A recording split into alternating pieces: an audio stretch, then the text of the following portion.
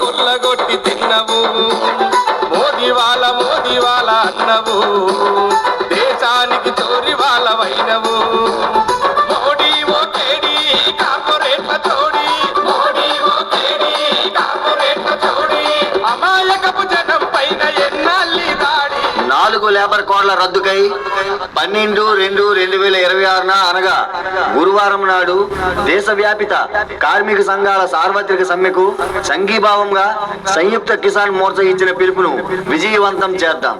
వస్తున్న గురువారం నాడు అనగా 12/2/2026 దేశవ్యాప్తంగా బంద్ ప్రకటించడం జరిగింది. 4 లేబర్ కోడ్ల రద్దుకై 12/2/2026 దేశవ్యాపిత కార్మిక సంఘాల సార్వత్రిక సమ్మెకు సంఘీభావంగా సంయుక్త కిసాన్ మోర్చా ఇచ్చిన పిలుపును విజయవంతం చేద్దాం. ఈ నేపథ్యంలో ఇటీవల జరిగిన దేశవ్యాపిత కేంద్ర కార్మిక యూనియన్ల సంయుక్త సమావేశం 2026 ఫిబ్రవరి 12వ తేదీన సమ్మె నిర్వహించాల్సిందిగా యావత్ కార్మిక లోకానికి పిలుపునిచ్చింది.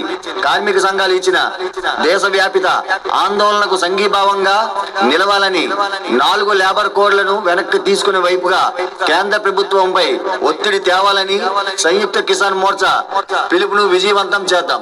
కార్మిక రైతాంగ మైత్రిని చాటి చెబుతూ శ్రామిక ప్రజానీకమంతా ప్రజాతంత్రవాదులంతా మేధావులంతా ఈ కార్యక్రమంలో భాగస్వాములు కావాలని గజపతి జిల్లా రైతు కూలి సంఘం విజ్ఞప్తి చేస్తోంది.